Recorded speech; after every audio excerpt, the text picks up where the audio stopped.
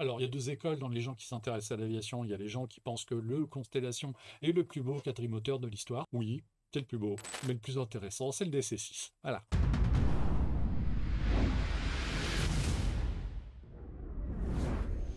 Debout là-dedans. C'est la chaise solo, saison 2, épisode 2. Bienvenue à bord. On va parler d'aviation pendant une petite heure tous ensemble comme d'habitude, puisque le vendredi à 18h, c'est la chaise solo. On va commencer par un petit clin d'œil un peu perso. Depuis la fin du XXe siècle à peu près, je m'occupe, en plus de mes activités pro, d'un site qui s'appelle l'Aérobibliothèque, qui est un site associatif, qui n'est pas du tout un site marchand, qui est une revue de presse, tout simplement, des publications aéronautiques qui sortent et qu'on présente. J'ai la chance de pouvoir compter sur une petite équipe bien sympa, dont Franck May, Jean-Noël Violette, Pierre-François Marie, Bernard Palmieri et bien d'autres. On reçoit les livres que les éditeurs publient et on les lit. Et ça nous différencie de beaucoup d'autres. Et on dit ce qu'on en pense de façon totalement libre. Le site existe depuis au moins 24 ans maintenant. Et j'ai été impliqué dès le début dans la création de ce site, bien que n'en étant pas le créateur. Le créateur était Philippe Ballarini, qui un jour m'avait appelé à l'époque où je travaillais encore à la Maison du Livre en me disant oui, bonjour, Philippe Ballarini, Aero Stories, je voudrais savoir comment m'y prendre pour obtenir des échantillons gratuits des livres que les éditeurs font paraître, parce que en fait j'ai un magazine en ligne qui marche bien, mais je voudrais l'étoffer avec une revue de presse, histoire de présenter les ouvrages qui sortent, pour avoir de quoi répondre, parce qu'à l'époque c'était la grande mode, sur les forums internet, les gens débarquaient en disant racontez-moi tout sur le Spitfire. Oh là, alors des fois les gens répondaient, mais les réponses possibles à l'époque, c'était regarde dans tel bouquin, regarde dans tel magazine, il y a tel article qui pourrait t'aiguiller. Souvent, c'était c'est pour un exposé. Des fois, c'était des gens qui venaient pomper de l'info pour faire leur propre page web. Bon, il y avait tout. Ça, c'est quelque chose qui. Alors, moi, je suis rentré dans la boucle en 98, 99, quelque chose comme ça. Je suis incapable de me souvenir de la date précise de ce coup de fil qui a vraiment changé ma vie, parce que il est tombé sur moi, la boutique Maison du Livre Aviation Bonjour, et c'est moi qui ai reçu son coup de fil, et que je connaissais déjà son forum puisque j'y participais un petit peu à l'époque. Et puis le courant est très vite passé avec Philippe, et puis pendant 20 et quelques années, on a développé le site, qui a eu des pics très très hauts. Et puis il y a 2 ans, Philippe est malheureusement décédé. Et il m'a laissé les clés du camion, enfin il m'a laissé en héritage, j'ai hérité du site dont je suis aujourd'hui le propriétaire et le responsable légal. Alors avec toutes les activités professionnelles que j'ai peu de temps pour m'en occuper. Philippe était à la retraite, il était instituteur, et donc il était à la retraite à ce moment-là. Donc on a créé ça ensemble, et aujourd'hui donc c'est moi qui le gère, et cette semaine on a fait un truc qui me dépassait totalement. Le site fonctionnait sous une architecture logicielle qui était un logiciel de la fin du XXe siècle qui s'appelait SPIP, une base de données qui marchait très bien il y a encore 3-4 ans, et qui est aujourd'hui complètement périmé parce que le logiciel n'est plus suivi. Donc il fallait qu'on migre le site vers une architecture plus moderne, dans WordPress pour ne pas le citer, et c'était l'Everest pour moi. Et Franck May, qui fait partie de l'équipe et qui est présent sur le chat, et je voulais remercier absolument aujourd'hui, a trouvé un petit logiciel qui permettait de faire le transfert de la base de données de notre vieille architecture à une nouvelle. Oui, SPIP existe encore, on peut encore s'en servir, mais il est très limité. La partie invisible, celle nous on travaille, l'interface utilisateur, elle était totalement démodée. C'est une horreur. Là, on est passé, grâce à toi, sur un système qui est beaucoup plus moderne, beaucoup plus souple. Alors, on a encore des ajustements. Là, je viens de recevoir un mail où quelqu'un nous dit qu'on a encore des liens cassés. Mais voilà, jeudi, on a mis en ligne une nouvelle version de l'aérobibliothèque. C'est la version 3 seulement, 25 ans d'existence. Je suis soulagé, heureux, content, parce que là, on va pouvoir remonter la pente, on va pouvoir retravailler, se réimpliquer dans le site, et ça fait vraiment plaisir. Parce que moi, je suis arrivé à l'aviation par les livres, et les livres d'aviation, c'est quelque chose qui est très, très, très important pour moi. j'ai été libraire dans une librairie spécialisée. Je suis aujourd'hui journaliste. J'étais buté derrière des tonnes de bouquins. Et ce que vous voyez derrière moi, c'est qu'un petit bout de ma bibliothèque. Et c'est pas des éléments de décoration, c'est des vrais livres que j'utilise régulièrement pour le boulot, donc ou pour le plaisir même d'ailleurs. Donc, être aujourd'hui aux commandes de l'aérobibliothèque et de pouvoir relancer l'histoire de ce site, j'avoue, j'en suis très heureux. Et merci Franck du boulot que tu as fait pendant un mois pour ce truc-là, parce que moi je me voyais pas faire manuellement le transfert des fiches une à une. Tu nous as trouvé un petit logiciel. Alors effectivement, on a investi 50 balles, c'est pas grand-chose, pour remonter le site et franchement, ça fait super plaisir. Donc voilà, je voulais profiter de cette antenne pour dire, bah voilà, l'aérobibliothèque existe toujours. On a eu une période de creux parce qu'après, il fallait digérer la mort de Philippe aussi. Il fallait relancer la machine d'une manière ou d'une autre. Je pense qu'on commence, on recommence et c'est une très bonne chose. Alors, par contre, la deuxième nouvelle qui est liée à l'aérobibliothèque et que j'ai appris ce matin, c'est pas une nouvelle très marrante. C'est un nom qui va sans doute vous dire quelque chose. Monsieur Alain Pelletier. Alain Pelletier, qui est un auteur de livres aéronautiques, est décédé mercredi. Alors, il était malade depuis un certain temps, mais il y a encore un an, il avait fourni un hors-série au FANA parce que alors Alexis m'a envoyé un message pour me dire c'est notre plus vieux pigiste qui s'en va. Ça devait faire 40 ans qu'il faisait des piges pour le FANA. Alain Pelletier, il a écrit, alors je sais pas combien de bouquins il a pu écrire, peut-être une cinquantaine dans sa carrière. Et les articles pour le FANA et pour d'autres magazines, c'est une somme incroyable. Et donc là, c'est le dernier ouvrage qui est paru aux éditions Sophia, alors j'ai pas encore reçu, mais malheureusement, ce sera son dernier livre, puisque il nous a quittés mercredi. Alors Alain Pelletier, il faut bien se rendre compte que c'est un auteur professionnel. Alors il avait une orientation aviation générale, ligne militaire assez importante. Il a publié des ouvrages qui étaient quand même assez fondamentaux, même tout en restant très grand public. Là, juste à côté de moi, j'en ai juste sorti un qui est très d'actualité. Par exemple, chez ETAI, l'histoire de Boeing en langue française, c'est Alain Pelletier qui s'y est collé. Le dernier hors-série qu'il a fait pour le FANA, c'est un hors-série sur le F6F L4. Alors ça a été assez difficile pour l'équipe du FANA parce qu'il était visiblement déjà bien touché par la maladie. Et ça a été très difficile parce qu'il a rendu un travail qui était comment dire, un peu épisodique et puis qui n'était pas formaté. Donc a demandé un énorme travail de la part du FANA pour remettre toutes les choses en forme. Bon voilà, donc après René Francillon, Hervé Beaumont il n'y a pas si longtemps, évidemment Éric Moreau et d'autres comme ça. Maintenant c'est Alain Pelletier qui nous a quittés. Je fais partie des gens qui ont appris à lire en lisant leurs articles. Et des livres d'Alain Pelletier, derrière, là, il y en a un paquet malgré tout. Même si c'est souvent des ouvrages généraux, bah, ils étaient très bien faits sous la main. Moi, j'ai par exemple ce genre de truc à portée de main en permanence. Je me demande si l'histoire mondiale des avions de ligne, c'est pas la réédition de celui-ci, qui était paru chez ETAI il y a quelques années, que j'avais trouvé vraiment formidable. Bon, voilà, c'est un auteur de plus qui nous quitte. Alors moi, Alain, je l'avais rencontré qu'une seule fois il y a quelques années. On est allé manger avec René Francillon et je me demande si Jacques Guillem n'était pas là aussi. Jacques Guillem, quelqu'un qui me manque aussi. Là, on était à manger du côté du FANA. J'ai mangé devant lui. C'est une grosse perte. 15 de ses bouquins et hors-série sont recensés sur l'aérobibliothèque. Donc en 25 ans, sachant que on en a peut-être laissé passer un certain nombre. Celle que tu as montrée, c'est l'édition 2004, le 2019 à un 350 en gros plan. Et là, visiblement, Histoire mondiale, c'est un 220 hein, d'Air Baltique, un camp couverture, donc peut-être une troisième édition. Un auteur qui a des ouvrages qui commencent à accumuler un certain nombre d'éditions comme ça, c'est pas un manche. En général, c'est que c'est des ouvrages qui marchent bien, logiquement, qui sont considérés comme plutôt des références. Voilà, bah, c'est un peu logique, hein, où tous ces gens-là vieillissent, mais en tout cas, ils restent leurs livres, et ça, c'est important. Demain, il se passe un truc sympa. Demain, je serai à Melun pour le Paris Air Légende. Donc, ce meeting aérien qui se déroule à Villaroche. Il y a un programme qui est assez sympa cette année, donc on va en discuter un petit peu parce que bah, une belle vedette. On en avait déjà parlé avant les vacances, puisque quand il avait été annoncé, j'en avais parlé longuement dans l'émission, puisque le DC6 de Red Bull sera présent.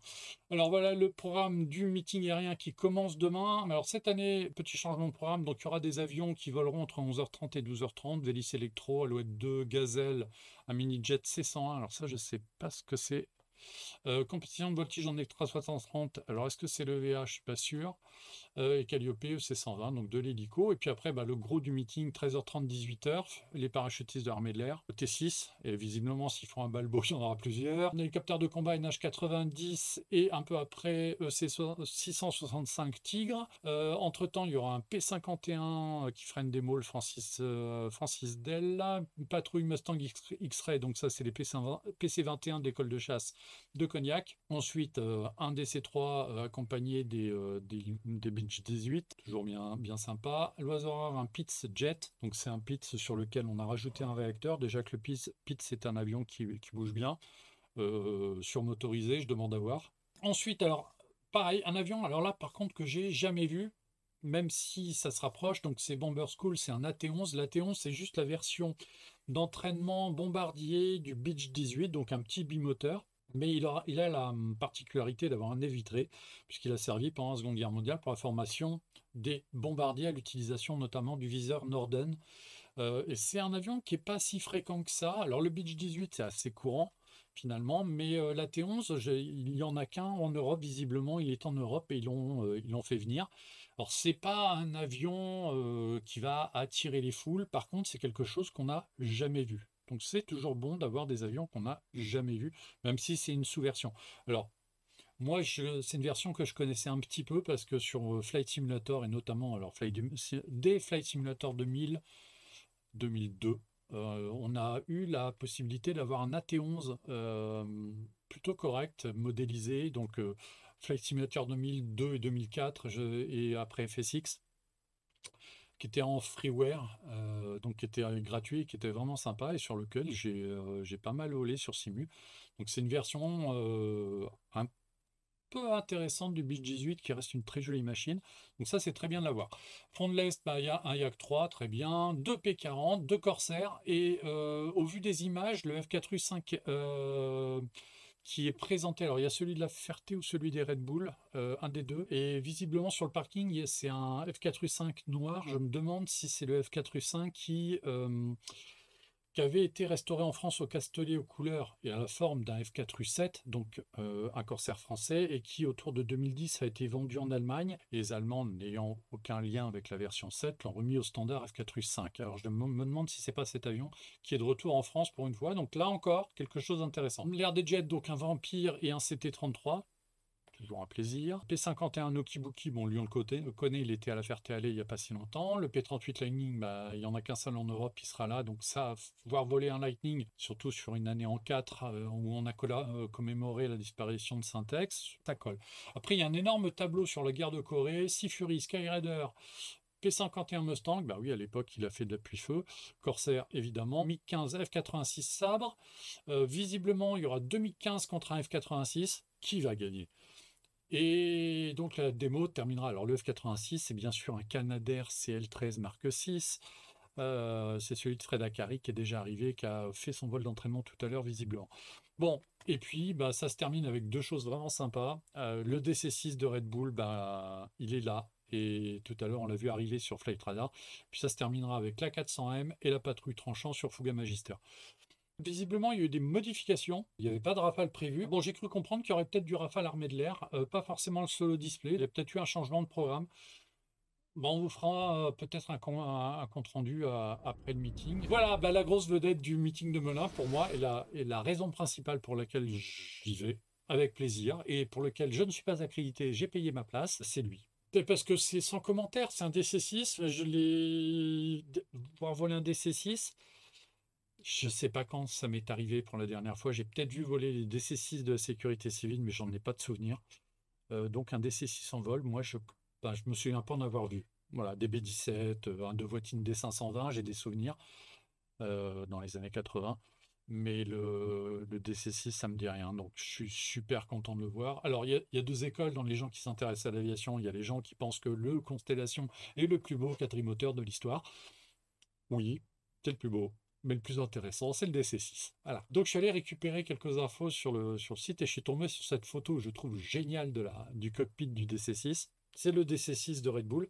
Ils l'ont gardé quasiment dans son jus. Alors il est superbe, hein. Il n'y a pas un bout de peinture qui tombe, rien. Il est magnifique. Il y a juste une petite concession à la modernité qui est là. Donc ça, j'imagine que c'est une unité de navigation genre FMS, GPS, FMS, je ne sais pas trop ce que c'est.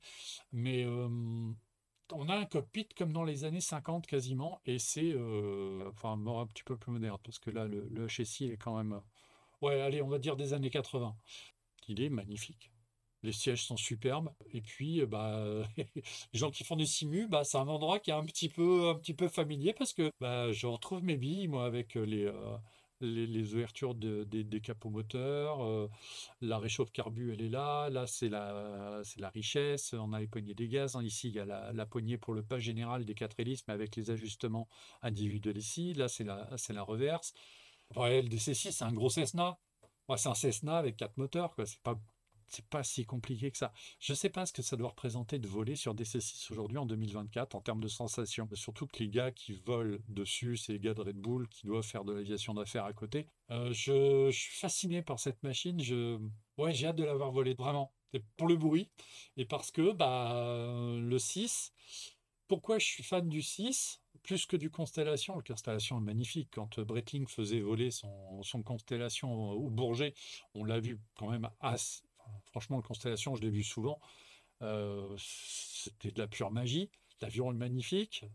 Mais le 6, il a un truc en plus. Bah, il a été bombardé d'eau et ça, effectivement, pour moi, c'est important, mais c'est surtout qu'il est toujours en service. Le dernier bombardier d'eau, TC6 bombardier d'eau de la sécurité civile, le Tanker 65, il est toujours opérationnel chez Evertz Airfuel en Alaska, où il transporte du carburant vers les communautés isolées, parce qu'en Alaska, il n'y a pas de route, ton camion-citerne, il n'arrive pas. Donc, tu as une piste de 1500 mètres en gravier. Le seul truc que tu peux faire poser dessus, c'est un DC6, un 4 aussi. Et ça, je trouve ça. On est en 2024, l'avion, il a 80 ans. Ouais, ces avions-là sont encore opérationnels dans certains coins, opérationnels pour faire du business. Je trouve ça fascinant. La carrière de bombardier d'eau du DC-6, c'est, je pense, au moins une trentaine de machines au total dans le monde. Conner, on a eu jusqu'à 16 en ligne en même temps. Imaginez un parking avec 16 DC-6 prêts à sauter sur les premières flammes qui bougent. Ça commence dans les années 70. Il arrive un peu tardivement sur le marché. Et les derniers vols des DC-6 bombardiers d'eau, donc les derniers c'était Conner, je crois que c'est 2014 ou 2000, oui, c'est 2014. Donc ça fait 10 ans seulement qu'il n'y a plus de DC-6 bombardiers d'eau. Vous vous rendez compte la carrière que ça représente pour une machine c'est les ingénieurs pendant la Seconde Guerre mondiale qui dessinaient l'avion. Moi, ça me rend fou, moi, ce genre de détails. Le DC-6 Red Bull, alors je vous renvoie sur l'émission qu'on avait fait au printemps où je vous avais raconté son histoire. Je crois que je vous avais pas montré de photo d'intérieur. Voilà la photo de l'intérieur du DC-6 Red Bull. C'est pas une configuration passager classique. Parce que bon, il y a un bar, visiblement en bois précieux. Il y a un petit coin VIP sympa. Puis franchement, voler sur le canapé, là, ça doit être sympa. C'est un avion qui avait été modifié pour, alors je sais plus quel dictateur africain. Et c'est là-bas qu'il a été récupéré. Et ils ont gardé l'aménagement VIP, parce que j'imagine que le patron de Red Bull, le DC6, on le voit souvent arriver sur les aérodromes pas loin des circuits de Formule 1, puisqu'il y a l'écurie Red Bull qui tourne. Je me demande si le patron de Red Bull ne l'utilise pas vraiment comme avion VIP pour aller assister aux courses, par exemple. Donc, ouais, j'aurai un DC6 dans cette configuration-là, je crois que je ferai pareil.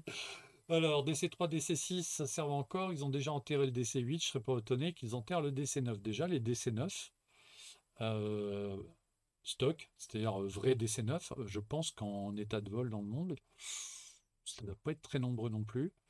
Le DC8, ils sont pas loin, puisque des DC8, il en reste un en état de vol dans le monde, on en a parlé. Et par contre, bon, les MD80, il y en a un peu plus, mais ça élague sévère, parce que quand tu as une compagnie qui exploite des MD, les prix des pièces détachées sont un petit peu gonflés par Boeing, parce que Boeing veut refiler du 737, et ça, ils l'ont fait assez vite, et les compagnies qui volent sur MD sont de moins en moins nombreuses aujourd'hui. Donc voilà, le DC6, il est arrivé à Melun. Alors ce matin, au réveil, on va suivre le périple de la bestiole. Et donc, ce matin, il a décollé de Salzbourg, où il est basé, puis il a viré à l'est. Donc, on n'a pas trop bien compris. En fait, il est allé à Linz. qui est l'aérodrome qui est là, pour récupérer je sais pas quoi.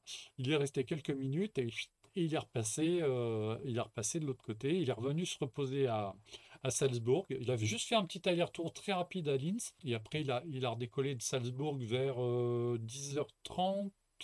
Alors ça, c'est de l'UTC, il devait être midi, un petit peu avant midi, et 2 heures de vol pour arriver à Melun.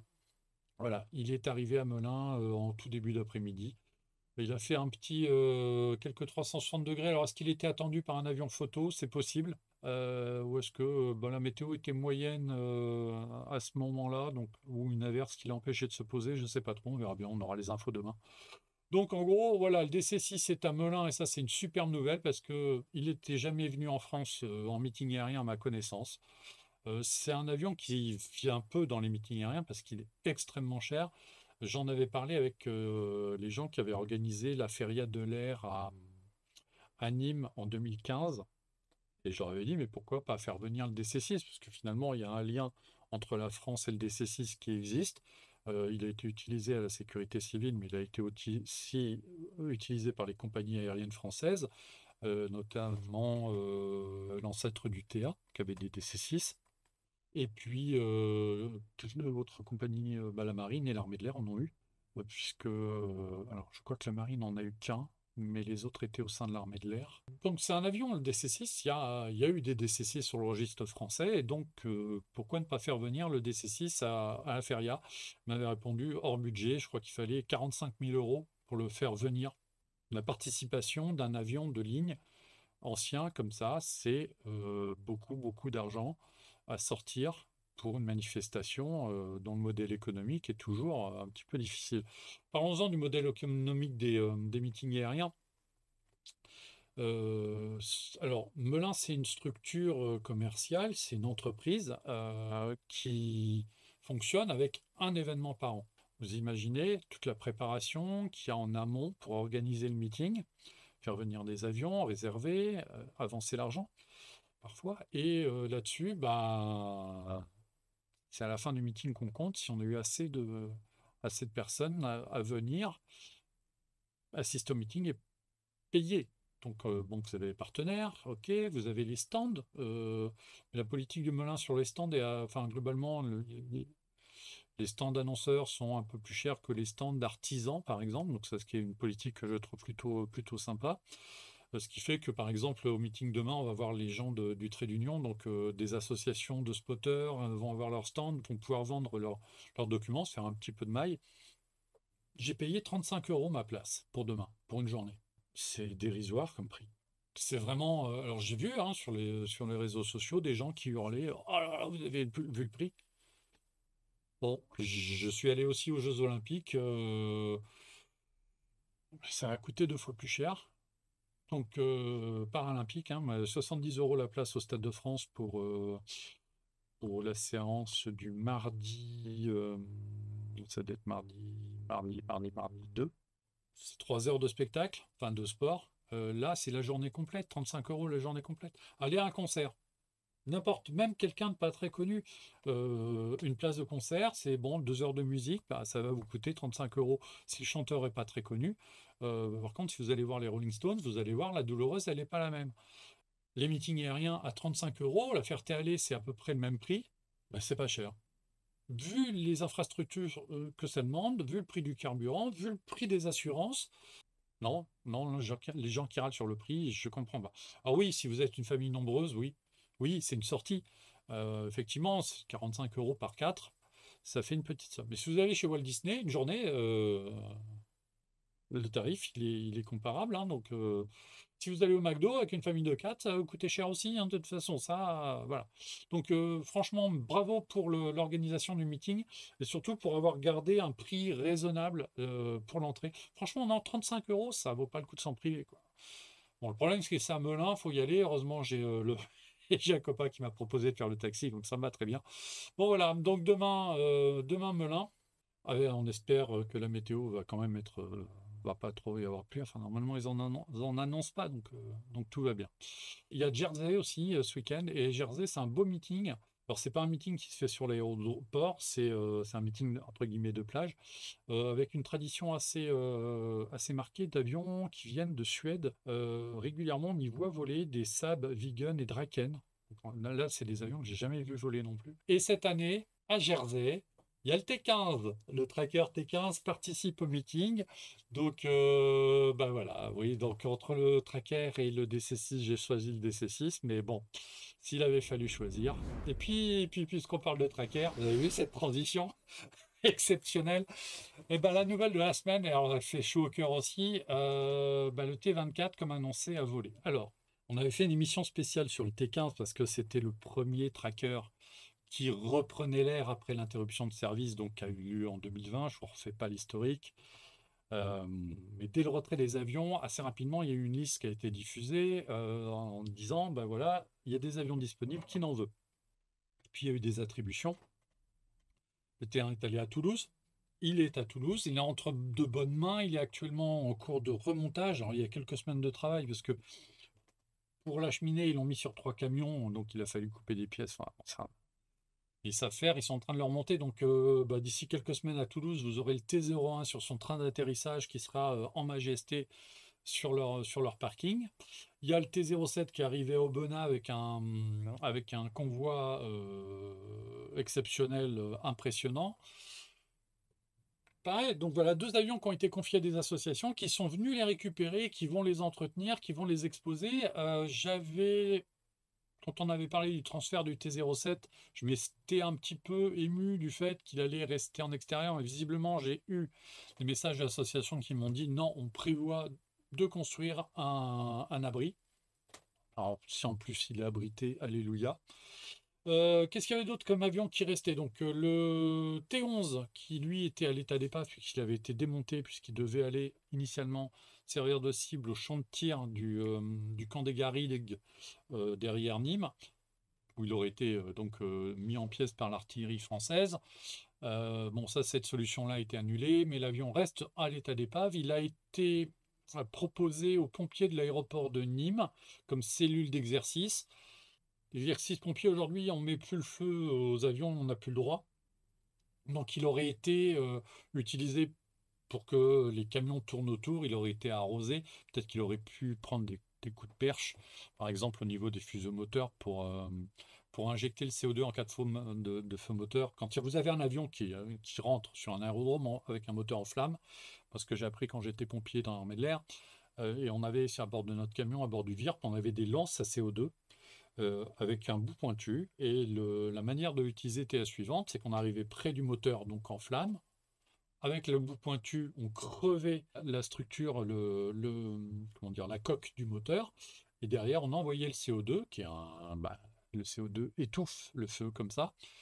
Euh, donc ça, c'est un exercice auquel on s'entraîne. On peut s'entraîner sur des cellules d'avion déclassées comme ça pour savoir quelle force donner. Bon, il aurait pu prendre des coups de perche dans les fuseaux moteurs, ce qui n'est pas forcément quelque chose de très très sain pour un avion qui méritait d'être préservé. Et visiblement, ça aussi, c'est plus ou moins en train de tomber à l'eau, parce que normalement, ils auraient dû me prendre en compte l'avion assez facilement, vu qu'il est sur son chariot et prêt à être bougé, et il a toujours pas bougé, donc j'ai pas d'infos là-dessus.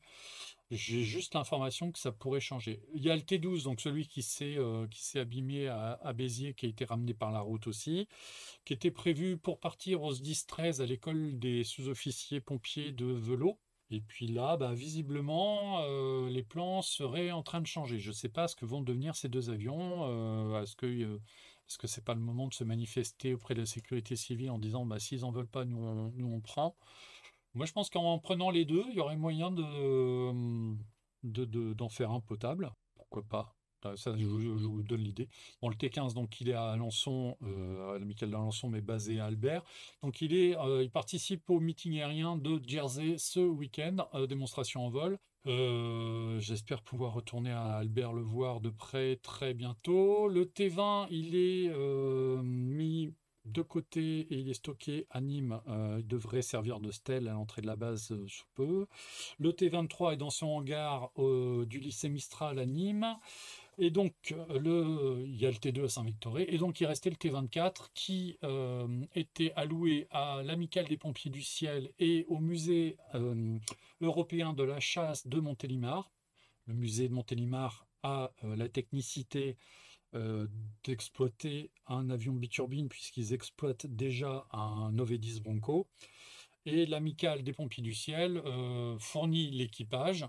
Et donc, le premier vol s'est déroulé, c'était lundi. Donc, alors ça, c'est une photo d'Enzo. Visiblement, Enzo n'est pas sur le chat aujourd'hui, mais il verra le live. Merci de m'avoir envoyé la photo. Comme il me dit, c'est du contre-jour, mais je trouve qu'elle est plutôt bien gérée. Donc ça, c'est pas le premier vol, c'est le deuxième ou le troisième vol qui a eu lieu mercredi. Parce que donc lundi, ils ont fait le premier vol avec un pilote d'essai, puisque ça c'est obligatoire sur un premier vol. À partir du moment où il n'y a pas d'avion, il n'y a plus de pilotes qualifiés, toutes les qualifs sont tombées, sauf celle de Philippe, mais Philippe visiblement n'est pas dans la boucle. Euh, donc pilote d'essai, Axel Vialat, et un pilote de l'amicale, enfin, pilote de la sécurité civile, membre de l'amicale, d'ailleurs il en est un des anciens présidents, Philippe Roux, qui a 1700 heures de vol sur Tracker, puisqu'il était au secteur de janvier 2006 à décembre 2017. Philippe Roux est aujourd'hui commandant de bord CL415. Alors lui, je crois que c'est un ancien de la marine et je crois que c'est le premier pilote de la sécurité civile à avoir intégré la sécurité civile en étant ancien pilote de Rafale. Puisqu'il a dû arriver à la sécurité civile vers 2003-2004, la marine ayant ses Rafales depuis 2001. Donc il a dû faire 2 ou 3 ans dans la marine sur les premiers Rafale F1 avant de passer à la sécurité civile. Il a fait donc une grosse partie de sa carrière sur Tracker, donc 1700 heures, c'est pas négligeable. C'est lui qui était donc à bord de l'avion sur le premier vol, qui a eu donc eu lieu lundi, d'une durée d'1 heure et qui s'est bien passé. Et il y a eu 2 vols mercredi pour qualifier, donc confirmer la qualification pilote de Philippe Roux et pour la qualification d'un autre pilote de la sécurité civile, Jean-Marc Matteo. Alors Jean-Marc Théo, il est assez connu dans le milieu quand même. Alors 1100 heures de vol sur Tracker, puisqu'il était membre du secteur de janvier 2008 à février 2015. Il est aujourd'hui commandant de bord CL415. Donc il a été requalifié mercredi 11 par Philippe Millem, qui était avec Philippe Rioux sur le premier vol du T15, qui est le chef pilote de la DGAC. Alors Théo, lui, il a un parcours de pilote de chasse assez connu quand même, puisqu'il a fait partie sur Mirage F1 des Voltige Victor, et puis après il a été à la Patrouille de France autour des années 2000. Alors je ne sais plus combien de temps il avait fait à Patrouille de France, mais il était resté un moment. Et puis en parallèle de sa carrière à la sécurité civile, pour en avoir discuté avec lui la dernière fois qu'on est allé sur la base, il a aussi été impliqué dans l'exploitation d'un d'un L-39, donc un monoréacteur d'entraînement tchèque, qui était basé au Castellet. Alors je ne sais pas s'il est encore impliqué dans l'histoire du Castellet. Je ne serais pas surpris que oui encore. Et il nous avait raconté des histoires assez pendables. Théo, c'est quelqu'un, faut le laisser parler, faut le laisser raconter ses histoires. Il en a des bonnes à raconter. On s'était bien marré. Bon voilà, donc c'est Roux et je vais pas donner son indicatif. Philippe Roux et Jean-Marc Matteo qui seront les 2 pilotes du Tracker T24 pour l'Amicale du Pompier du Ciel et le musée de Montélimar. Pour le moment, d'informations reçues de la part des gens de Montélimar que j'ai eu au téléphone très rapidement mercredi. L'avion va rester à Nîmes jusqu'en 2026 parce que ils ont l'accord de la sécurité civile pour ça, hein. L'avion va rester sur la base. Enfin, il n'est pas opérationnel, hein, donc il sera juste là dans un coin. Il sera sur la base jusqu'en 2026 parce que sur l'aérodrome de Montélimar, à partir de l'année prochaine, le musée va construire un nouveau hangar pour abriter donc notamment le Tracker. Ce qui fait qu'il pourra à ce moment-là être basé à Montélimar plutôt qu'à Nîmes. Mais pour l'instant, pendant encore au moins un an, le Tracker 24 volera au départ de Nîmes-Garons. Il était annoncé comme participant au meeting de de Carcassonne, qui doit avoir lieu dimanche prochain. De l'avis des gens du musée de Montélimar, non, il n'y sera pas. Visiblement, les pilotes seront peut-être pas qualifiés. Je ne sais pas pour quelle raison il n'y sera pas. Par contre, il y a de fortes chances qu'il soit présent au meeting aérien d'Istres, donc la semaine d'après. Alors, Istres, c'est une journée porte ouverte de l'armée de l'air. Gros défaut des démos à Istres, c'est que c'est à contre-jour, puisque la zone vie est à l'est, et donc les vols dans l'après-midi se feront à l'ouest. Et alors, ce sera peut-être pas aussi douloureux à regarder que la patrouille de France au château de Versailles. Les appareils photo numériques permettent de bien gérer le contre-jour parfois, et la photo que j'ai à l'écran en est une, en est un exemple, mais bon. Mais je vais voir avec le CIRPA s'il n'y a pas un voyage de presse à Istres. Allez, chiche. Parlons un petit peu du T-24. Lui aussi, c'est un avion qui a une histoire incroyable. À l'écran, ouais, vous avez vu, c'est le c'est le T9. Mais en fait, le T9 est devenu le T-24. Alors, c'est un avion qui a une petite histoire au sein de la sécurité civile. Il est arrivé, alors, il n'est pas parmi les premiers. Il a été livré en 1985, sachant que les premiers trackers sont arrivés en 82. Donc, il fait vraiment, bon, il fait partie des premiers lots, mais pas tout à fait des premiers avions arrivés. En 88, il lui est arrivé un truc un petit peu pendable en Corse, du côté de Bastia. Donc, alors c'est visiblement, vu l'époque, ça devait être un vol d'entraînement, je pense. Le 24 février 1988, donc du côté de Bastia, ils étaient deux à bord. Il y avait Marc Foyer et Christian Leflanchec. Alors Marc Foyer était pilote et Christian Leflanchec était mécanicien navigant, puisque dans les avions de la sécurité civile à cette époque-là, y compris dans les CL-215, il n'y avait pas deux pilotes, il y avait un pilote et un mécanicien navigant. Aujourd'hui, dans les CL-415, il y a un pilote et un copilote. Ça a bien changé, il n'y a plus de mécanicien navigant à la sécurité civile. Les derniers sont partis au moment où le dernier tracker à moteur à piston a été mis à la retraite. Donc en 2006, le dernier était Bernard Servière, que je connaissais bien, aujourd'hui disparu, qui je pense, dès que je parle de tracker. Donc le 24 février 88, ils étaient en vol en basse altitude. Ils étaient pas très loin d'une ligne haute tension. Ils ont pris je sais pas trop ce qui s'est passé. Ils se sont enfoncés, ils ont touché les câbles, donc c'est des gros câbles, hein, les liens de tension, se sont enroulés autour des moteurs, sont venus fouetter le cockpit, donc juste en arrière des sièges des pilotes, parce que là on voit c'est la bulle latérale, hein, là c'est une vue de l'avant vers l'arrière. Donc les câbles sont venus lacérer totalement le cockpit juste en arrière des pilotes, ce qui est un coup de bol parce qu'en avant là, les pilotes, ouais, bon, bref, c'était pas une situation d'avenir. Un moteur qui s'est arrêté, et sur un seul moteur, ils sont venus se poser à Bastia. L'avion a été réparé et a repris du service très vite. Quand on dit que le Tracker est un avion un peu costaud, bah voilà un exemple de choses que pouvait supporter l'appareil. Franchement, ils ont eu du bol. Ça aurait pu tourner au drame, cette histoire. Vraiment. Quand on voit les dégâts, c'est impressionnant. Donc en 99, l'avion repart au Canada pour être équipé de turbines et il revient en tant que T-24. Voilà, le seul moteur qui faisait tourner 3 pales et 10 mètres de câble, Franck, c'est exactement ça.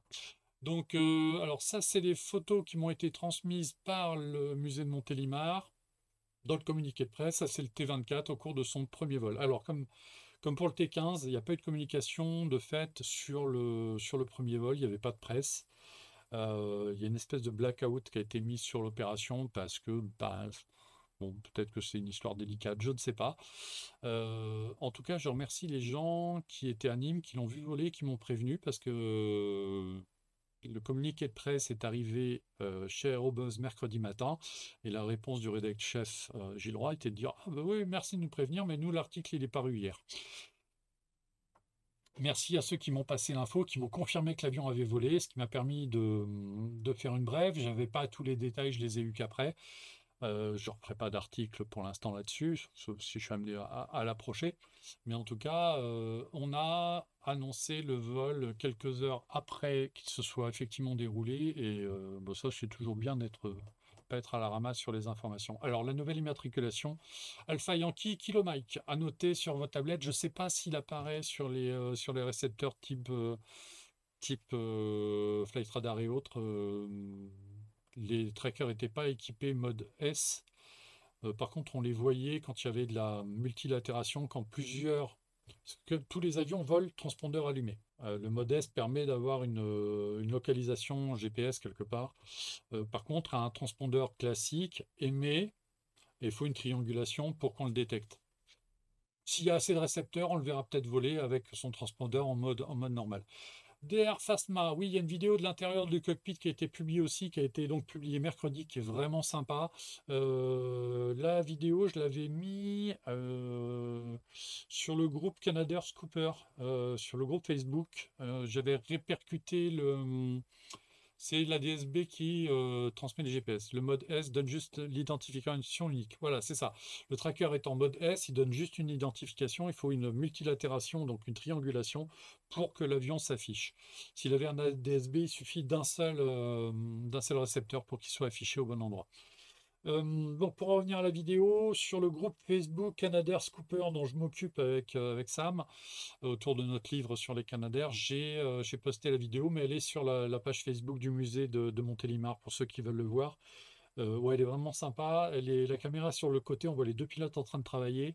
C'est ouais, c'est une vue, alors c'est une vue unique, mais c'est une vue sympa, vraiment. Puis revoir un cockpit de tracker en action, ça fait, je m'en lasse pas. Voilà, en finale à Nîmes, donc avec Philippe Roux et donc Alex Vialat aux commandes. Et puis derrière, bah, donc Philippe Roux a été requalifié et normalement Théo l'est aussi. À eux d'assurer maintenant les démonstrations en vol du côté de Carcassonne et pas de Carcassonne, pardon, d'Istres. Et puis bah, peut-être qu'un jour les deux trackers se retrouveront sur le même meeting aérien, puis qu'on pourra faire un vol de patrouille avec les deux, ce qui serait ça serait chouette, franchement, avoir les deux. Alors il y a une interrogation sur la possibilité que les avions auraient de pouvoir larguer, alors non pas des soutes complètes, mais un tiers de soute en meeting aérien. J'ai entendu des débats là-dessus. Dès que j'en sais plus, parce que ce serait vraiment chouette de voir un tracker largué, même si c'est que de l'eau, et même si c'est que 1000 litres.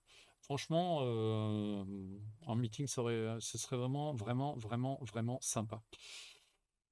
Donc, eh ben, on va continuer de suivre cette affaire. Et puis moi, le T24, c'est comme le T15, j'ai très envie d'aller le revoir voler et de le voir voler de près. Bah, Enzo n'est pas là, dommage, parce que tu m'as passé aussi cette photo-là et je la trouve géniale. De Dash en formation serrée au retour d'une mission à Nîmes. Je trouve la photo superbe. Évidemment, il y aura des gens pour dire ouais, c'est un fake, il a. Non. Alors déjà, bon, entre le 78 et le 73, il faut quand même voir le petit détail. Et puis, non, la position des pales sont différentes. Donc, en fait, c'est bien pas le même avion. Ils sont bien en patrouille serrée. Et franchement, ça a dû être un joli spectacle de les voir arriver comme ça. Si je parle du Dash 8, c'est parce que, encore une fois, on a vu des vidéos autour du T24. C'était la même chose quand le T15 a revolé. Et on a encore eu des commentaires. Ouais, il n'a pas été remplacé, il est irremplaçable. Son successeur ne lui arrive pas à la cheville. Je ne sais pas quoi d'autre comme connerie. On va parler objectivement. J'ai une passion pour le tracker. Oui, l'avion a été remplacé. Oui, le Dash 8 est plus puissant. Oui, le Dash 8 va faire toutes les missions que le tracker pouvait faire. Honnêtement, en 2020, au cours de la saison 2020, qui était la première saison sans les trackers, où il n'y avait que deux ou trois, trois Dash en service, honnêtement, je m'étais posé la question de savoir si le tracker manquait pendant la saison. Et j'avais contacté quelqu'un qui travaille sur la base et qui m'avait répondu non, non, mais non, t'inquiète, Fred, nous on a fait le switch. Non, le tracker manque pas. On a les dash et on fait ce qu'on faisait avec les trackers, on le fait avec les dash et on le fait encore mieux. L'avion est plus rapide, emmène beaucoup plus. Les histoires de maniabilité et de relief, faut oublier, c'est des faux arguments. C'est des arguments. Non, les seuls juges sont les gens qui volent à bord de ces avions, qui savent. Les seules personnes qui savent ce que peut faire le Dash 8 sont les gens qui volent dessus.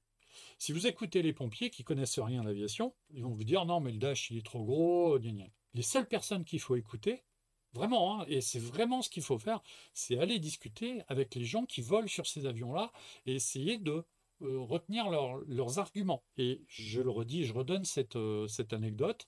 Euh, à Nîmes, 2020, j'assiste à une...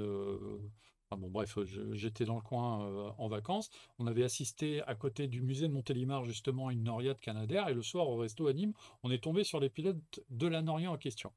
Et on était avec un copain, Fred, qui est pilote de Dash et qui revenait de la mission, d'une mission à La Réunion. La mission à La Réunion, il faut bien vous rendre compte que les trackers ne l'ont jamais faite et qu'on n'a jamais envoyé de Canadair là-bas. Pourquoi? Bon, le tracker, parce que je crois qu'il y a, pour des histoires de maintenance, ça devait pas être simple. Je pense que c'était un avion aussi qui n'était pas certifié au niveau civil, donc pour se poser sur des aérodromes, ça pouvait être un petit peu compliqué parce qu'à la limite, c'est un avion militaire et les convoyages d'avions militaires, c'est pas simple. Les trackers ne sont jamais, à ma connaissance, intervenus ailleurs qu'en France. Et ce sont que très rarement sortis du territoire. Je sais que certains sont allés en Belgique pour des exercices, sont allés en Angleterre pour des meetings aériens, mais les interventions réelles en dehors de la France pour les trackers, ça me dit rien. Pourtant, c'est une histoire que je suis d'assez près. Et le Canadair à La Réunion, ils l'ont envisagé évidemment, mais le littoral est très difficile autour de La Réunion. Il y a souvent beaucoup de vagues, et en fait, c'est pas dit que les Canadair puissent écoper. Et comme il n'y a pas de plan d'eau à l'intérieur des terres, si le littoral n'est pas accessible, autant les remplir au sol. Et en plus, comme les feux se déroulent dans des endroits très encaissés, il faut bien vous rendre compte de ce qu'est le cirque de Mafaté. C'est en altitude et vous avez des parois de 2000 mètres de haut. C'est dantesque. Si vous avez Flight Simulator avec une scène de la Réunion un petit peu détaillée, allez voir. Pour ceux qui voleraient éventuellement encore avec Flight Simulator 2004, il faut juste savoir que la scène de France VFR, donc qui était un payware à l'époque, est aujourd'hui gratuite avec l'aéroport de Saint-Denis-Gillot. Elle est en téléchargement libre sur flightsim.com et AFSIM. Donc si vous avez Flight Simulator 2004, vous pouvez aller voir la réunion telle qu'elle a été modélisée pour Flight Sim 2004. Vous allez, prenez n'importe quel avion et allez vous balader dans le relief de la réunion. Vous allez vite vous rendre compte que franchement, bon, c'est beau. C'est loin, mais c'est beau. Franchement, c'est spectaculaire. Et c'est là-bas qu'on envoie les Dash parce que avec 2 fois 5000 chevaux, et c'est Fred qui me l'avait dit, et ça a été confirmé par son chef de secteur à l'époque. Euh, Honnêtement, c'est le seul avion qui a assez de puissance pour pouvoir sortir du cirque juste en tirant le manche et en mettant plein gaz. Avec un Canadair, pour sortir du cirque de femme Mafaté, il faut tourner. Et avec un moteur en moins, vous ne sortez pas. Tracker, pareil. Si vous voulez sortir du cirque de Mafaté, le taux de montée n'est pas suffisant, donc il faut orbiter. Et avec un moteur en moins, vous ne sortez pas. Le Dash, avec un moteur en moins, vous orbitez et vous sortez. Avec les deux moteurs, vous mettez le manche au ventre et vous montez et vous sortez. Voilà, ça c'est ce que vous expliquent les pilotes de Dash. Et quand vous leur dites la Corse, ils vous répondent la Corse, on s'y entraîne. Et effectivement, non, ils font plus que s'y entraîner, puisque hier, voilà la situation des Dash en opération. Et vous avez 2 Dash sur le nord de la Corse qui ont fait du gare et qui ont fait des interventions sur des feux. Donc, parce que la zone à risque était là. Et si la zone à risque avait été là, ils y seraient allés.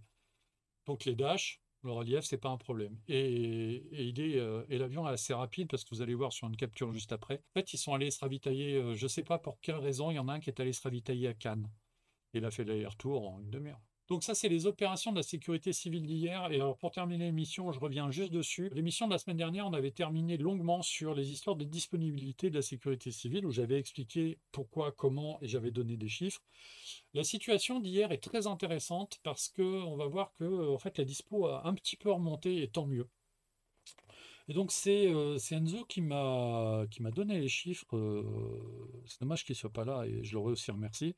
Mais visiblement, il est en train de spotter à côté de la base et donc il a vu toutes les opérations se faire. Donc hier, il y a eu un gros feu dans les Pyrénées orientales ici.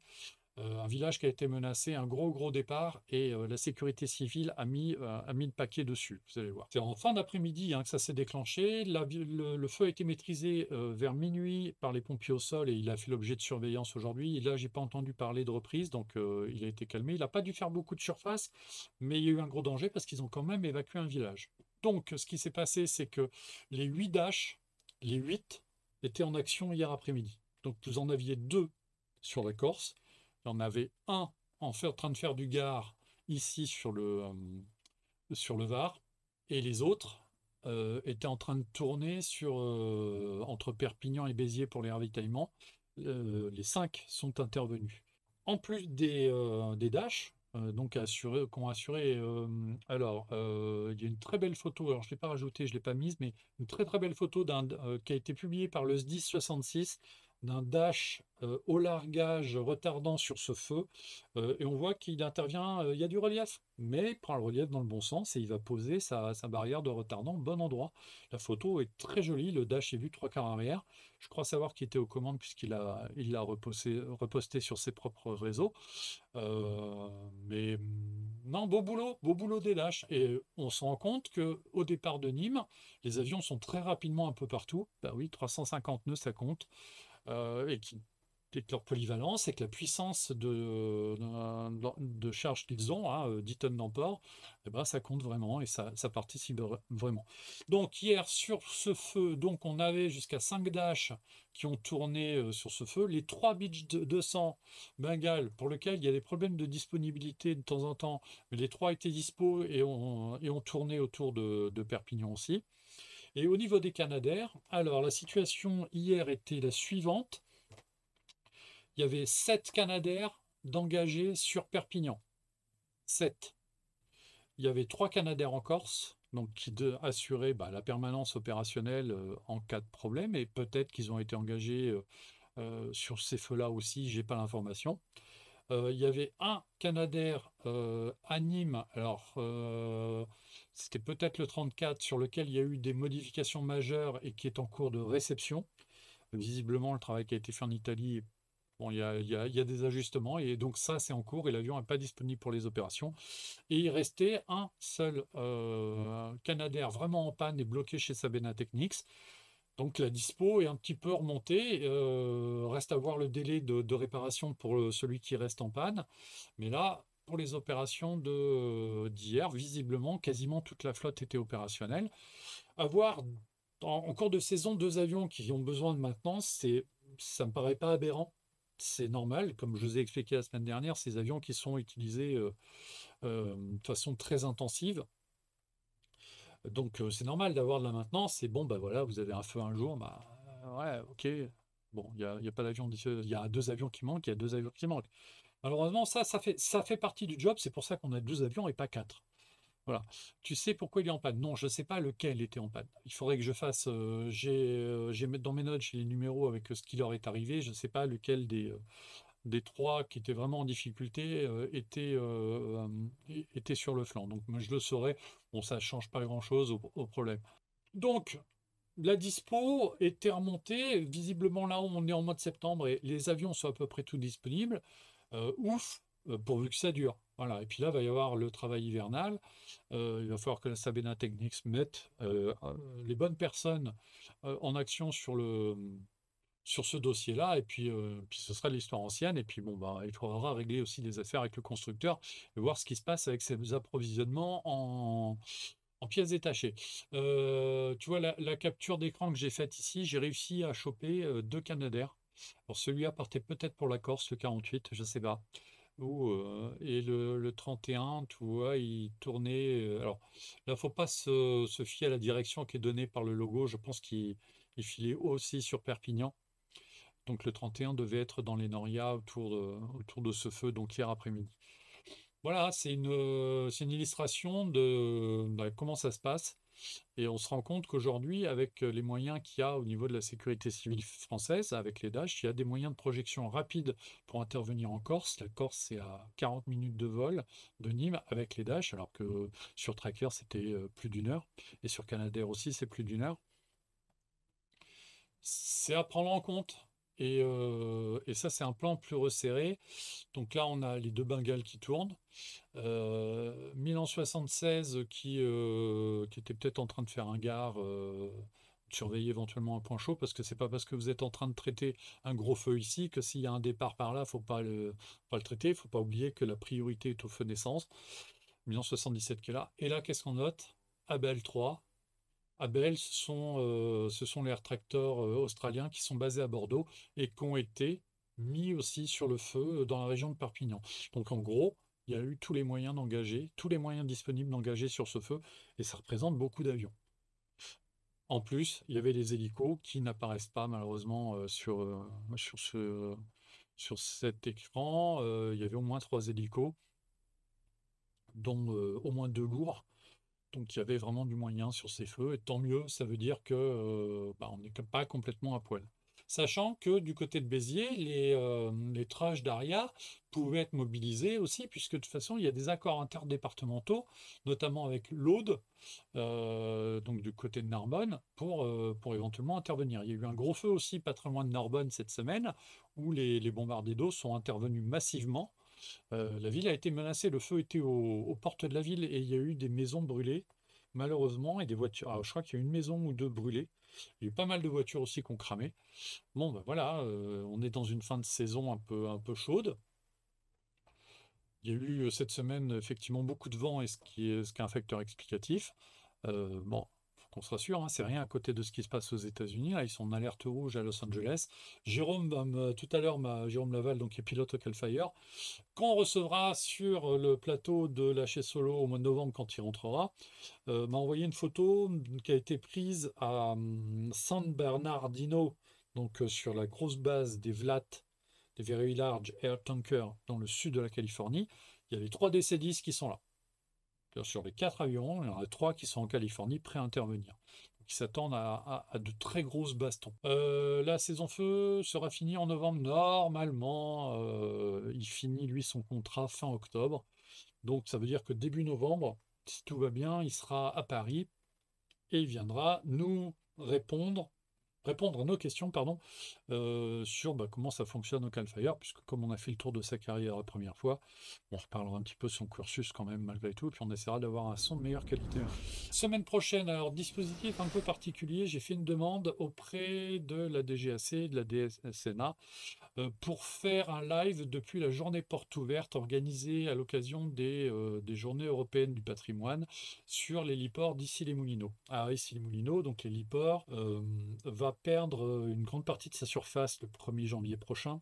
Sur décision de la mairie de Paris, ne resteront globalement sur la plateforme que 3 plots pour des appareils de passage et les appareils de la sécurité civile, puisque c'est une base sécurité civile. Mais bon, l'héliport est plus ou moins maintenu parce que notamment les militaires en ont besoin.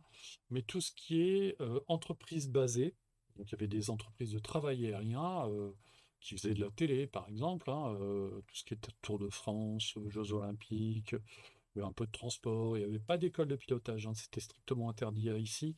Il y a quelques compagnies qui font des vols touristiques autour du château de Versailles, par exemple. Bon, bah, toutes ces entreprises-là ont été expulsées, enfin, ont été sommées de déménager, de s'installer à Toulouse-Noble, à Pontoise ou ailleurs. Donc, comme la plateforme va changer de configuration et que les gens de l'Union française de l'hélicoptère sont attachés à cette plateforme et depuis 10, 15, 12 ans, ouais, 10, 12 ans, organisé à l'occasion des Journées du patrimoine une journée porte ouverte de l'héliport, va y avoir une dernière journée porte ouverte à l'héliport d'ici les Moulineaux, où les gens qui étaient autrefois basés vont venir avec leurs machines. Il y aura une exposition statique, il n'y aura pas de démonstration en vol, mais il y aura une exposition statique des hélicoptères civils présents ici, et puis les militaires seront là. Alors je ne sais pas si l'armée de l'air sera là, mais je crois que l'ALAT a répondu et devrait être présente avec une machine, donc je ne sais pas encore laquelle. La gendarmerie devrait être là, la sécurité civile devrait être là, donc il y aura, je ne sais pas combien il y aura d'hélicoptères, peut-être une dizaine,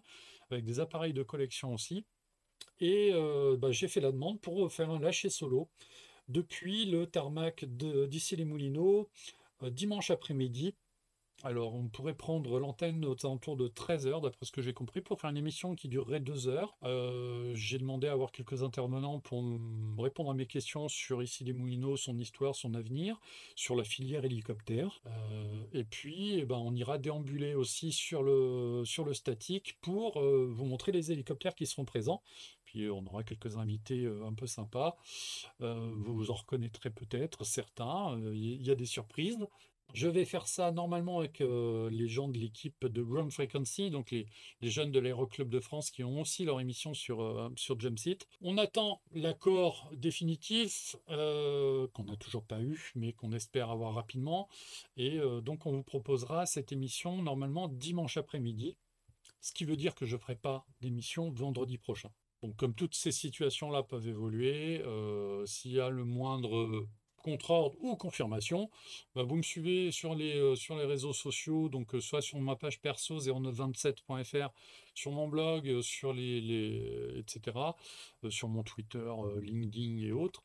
On vous tiendra au courant, mais normalement, donc, il y aura une émission spéciale, donc dimanche 22 septembre à 13h en direct de l'héliport d'Issy-les-Moulineaux pour la journée porte ouverte de l'héliport, et on va parler hélico globalement, et puis on aura les visiteurs, puisque c'est ouvert au public, hein, ça ouvre à 14h pour le public. Si vous êtes dans la région parisienne et que vous n'avez pas quoi faire pour les journées du patrimoine, profitez, ce sera peut-être la dernière fois qu'on pourra aller déambuler sur l'héliport d'Issy-les-Moulineaux. Et pour avoir fait la manip à de très nombreuses reprises, c'est un moment toujours très sympa avec les professionnels vraiment abordables. Les machines, bah, vous pouvez grimper dedans. Et pour avoir un petit Valentin de 8 ans qui court partout et qui est. Et voilà, les gamins, ils peuvent jouer dans les hélicos pour de vrai. C'est des moments absolument charmants et adorables. Donc, si vous êtes en région parisienne, la journée porte ouverte à Issy-les-Moulineaux. Et nous, on sera, je l'espère, donc avec l'équipe de Ground Frequency. Et on va essayer d'animer une émission en direct d'Issy-les-Moulineaux. C'est un entraînement pour voir si effectivement on peut faire de la délocalisation pour peut-être l'année prochaine le faire en direct de Melun. Voilà, donc ce sera un lâcher frequency, un ground solo, on ne sait pas trop. Ce serait une espèce de MCC, t'as raison Franck. Bon voilà. Écoutez, merci d'avoir suivi l'émission. Donc on se retrouve la semaine prochaine, mais je peux pas vous dire exactement quand. Ceux qui me croisent demain à Melun, le mot de passe c'est debout là-dedans. Et puis merci. Et donc, quoi qu'il en soit, bon week-end, à la semaine prochaine.